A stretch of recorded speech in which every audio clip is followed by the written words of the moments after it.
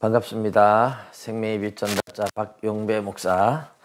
오늘 레위기서 17장, 18장, 19장, 20장, 21장, 22장 6장을 한꺼번에 이제 좀 나누겠습니다.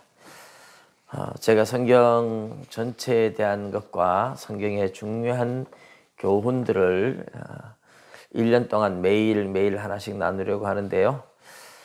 그러다 보니까 한 장 한 장씩 이렇게 나가도 1년 만에 절대 할 수 없기 때문에 때로는 이렇게 여러 장, 때로는 성경 한 권을 바로 넘어갈 수도 있습니다. 잘 들으시고 또 성경을 더 자세히 또 알고 싶으면 제가 말씀드리는 것을 이제 들으시고 성경을 살피면서 비교를 해 보시면 아마 좀 더 이해가 잘 가시리라 믿습니다. 레위기서 17장부터 22장까지는 이제 하나님 앞에 바르게 살고 죄를 짓지 말도록 직접적으로 이제 하나님이 명령을 주시는 겁니다. 우리가 앞에서 보았던 레위기 11장에서 15장까지는 정한 것과 부정한 것을 구별시켜서 정결한 삶을 살도록 하는, 부정한 것은 그 자체가 죄가 아니라 할지라도 그 부정한 것을 오래 두면 죄가 되는 그런 것이라 그랬죠. 경건 생활에 방해가 되는, 그래서 이제 오늘 우리 시대에 말하면 경건 생활에 방해가 되는 것인데, 경건한 삶을 살기 위해서 필요한 여러 가지 교훈들, 먹는 것과 먹을 수 있는 것과 먹지 못하는 것, 이런 것들 비교도 시켜주고요. 자, 그리고 16장에서는 대속죄일에 대해서 이야기를 하고, 이 대속죄일, 이제 이스라엘의 죄를 용서받는 날, 이 의식은 사실 앞에서 1장에서 7장까지 5대 제사를 통해서 하나님의 백성들이 죄를 용서받을 수 있는 길이 있다는 것과, 그것이 이제 대속죄일에 1년에 한 차례씩 이스라엘 전체의 죄를 용서받게 하는 제사 제도. 그래서 이 두 가지가 어떻게 보면 복음이라고 했죠. 율법 속에 들어있는 복음의 핵심이다. 대속의 죽음이 있어서 죄를 용서받는 것이다. 그리고 이제 17장에서 22장까지는 구체적으로 이제 죄를 짓지 말도록 권하시는 건데요.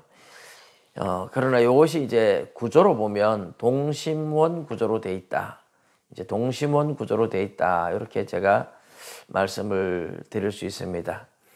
이제 17장과 21장, 22장이 대칭을 이루고 18장과 20장이 대칭을 이루고 그 가운데 19장이 들어 있습니다. 19장은 여러 가지 십계명의 그 계명들을 적용시켜주는 내용들인데요. 부모를 공경하라든지 사람을 죽이거나 이런 살인하지 말라는 계명들, 그 다음에 간음하지 말고 도둑질해서 남의 것을 또 속여 빼앗거나 그렇게 하지 말고 거짓말하지 말라, 거짓 맹세하지 말라, 이웃을 억압해 가지고 말하자면 탐심 때문에 억압하고 남의 것을 착취하고 품삯을 제대로 안 주고 이런 것들이죠. 그래서 10계명을 5계명부터 이렇게 10계명까지 그 앞에 하나님 섬기는 법에 대해서 조금은 나와 있습니다. 그래서 이런 10계명의 계명들을 적용시키면서 골자는 내가 거룩하니 너희도 거룩할지어다. 그게 이제 19장의 핵심이에요. 내가 거룩하니 너희도 거룩해라. 그것이 19장의 핵심이고, 이 대칭 구조의 동심원 구조의 가운데 들어있는 가장 핵심 포인트입니다. 레위기 전체의 포인트가 이 19장이라고 해도 과언이 아니죠. 내가 거룩하니 너희도 거룩할지어다. 그러나 레위기는 이 거룩하라고 말하면서 거룩하게 사는 법에 대해서, 죄를 지으면 죄를 용서받는 법에 대해서, 또 거룩하게 사는 법에 대해서 이야기를 하고 있으니까 거룩하라, 이것이 이제 가장 중요한 포인트다, 이렇게 말씀을 드릴 수가 있습니다. 그러면 17장은 뭐냐 하면 17장은 짐승을 잡을 때 그냥 잡아먹으면 안 되고 회막으로 가져와서 하나님 앞에 반드시 먼저 화목제로 제물을 드려야 된다고 이야기를 해요. 화목제로 드리면 이제 콩팥과 기름 덩어리를 태우고 피를 쏟고 그리고 이제 가슴살과 오른쪽 뒷다리를 제사장에게 주어서 예물로 삼는 거죠. 그리고 나머지는 이제 자기들이 먹는 건데 이런 화목제물로 드리는 그 제물에 대하는 법, 짐승을 먹을 때 어떻게 먹을 수 있고 그것을 먼저 하나님 앞에 어떻게 제물로 드려야 되고 그 이야기를 하는 거죠. 그러면서 굉장히 강조하는 것이 피는 먹지 마라. 피와 생명이 일체이니까 절대로 피는 먹지 마라. 그렇게 이야기를 해요.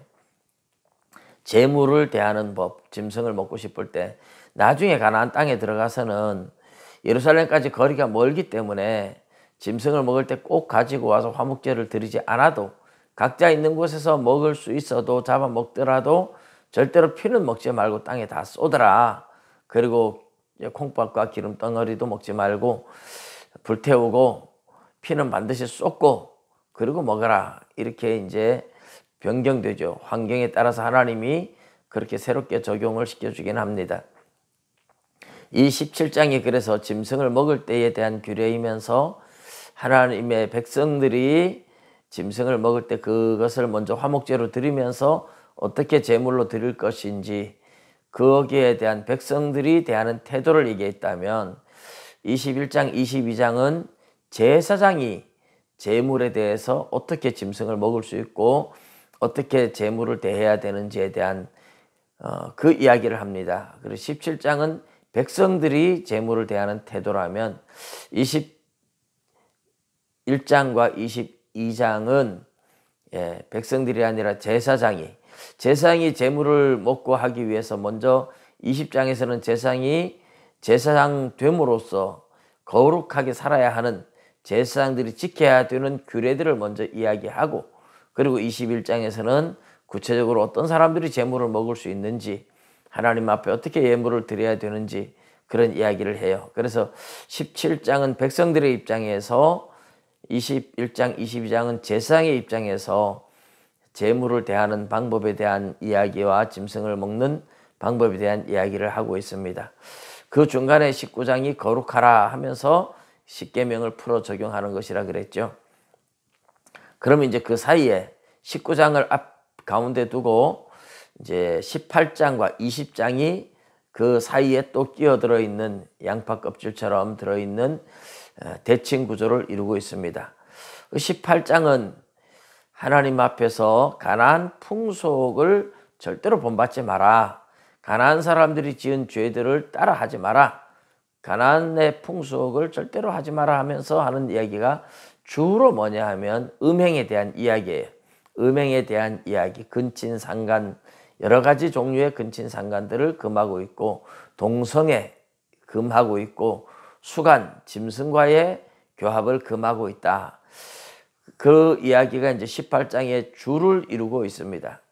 그리고 이제 18장과 대칭을 이루고 있는 20장, 19장 중간에는 이제 거룩하라는 이야기를 하고 있고 계명을 이야기하고 있다면 이제 18장이 음행에 대한 이야기인데 20장은 이 18장과 대칭 구조를 이루면서 이런 여러 가지 음행에 대해서 반드시 죽여야 한다. 반드시 죽일 죄다. 이렇게 이야기를 해요.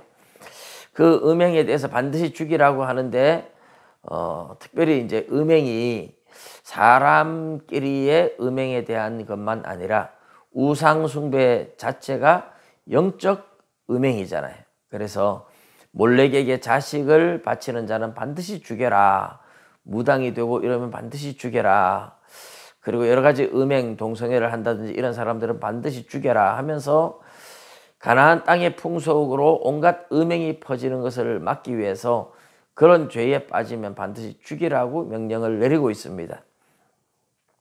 그래서 여러 가지 음행에 대해서 또 우상 숭배에 대해서 하나님께서 철저하게 금하고 있다. 그래서 18장과 20장은 가나안의 풍속을 따르는 음행에 대해서 철저하게 금하고 있고 17장과 21, 22장은 짐승을 먹는 법, 재물을 대하는 법이 백성들은 어떻게 대하고 제사장은 어떻게 대해야 하느냐 그런 이야기를 하면서 이제 중간에 들어있는 핵심 코어죠. 19장이 내가 거룩하니 너희도 거룩할지어다 그 이야기를 해요. 거기에는 부모 공경부터 살인하지 말라, 간음하지 말라, 도둑질하지 말라, 거짓 증거하지 말라, 탐내지 말라 이 계명들을 다 이제 풀어서 적용시켜주고 이웃 사랑을 내 몸 사랑하듯이 사랑하라. 그러니까 원수를 미워하지 말고 이웃을 내 몸처럼 사랑하라. 이것이 예수님이 가르쳐 주신 교훈이지만 이미 구약의 레위기서에 이 레위기서가 복음서와 같다 그랬잖아요. 거기에 들어있다는 거죠. 이웃을 내 몸처럼 사랑하라. 그러면서 원수도 갚지 말고 여러 가지 이웃들에 대해서 악을 행하지 말도록 그렇게 명령을 하고 있습니다. 하나님의 자녀답게 사는 법, 거룩하게 살아야 됩니다. 우리가 연약해서 넘어지고 죄를 짓는 것은 대속의 제물을 통해서 구약의 죄를 용서받듯이 오늘 우리는 예수 그리스도의 이름으로 회개해서 용서를 받지만 하나님의 자녀된 우리는 하나님의 자녀답게 거룩한 삶을 살아가야 합니다. 오늘도 우리 모두가 하나님 앞에 거룩한 삶을 살아갈 수 있기를 주님의 이름으로 부탁드립니다. 감사합니다. 내일 뵙겠습니다.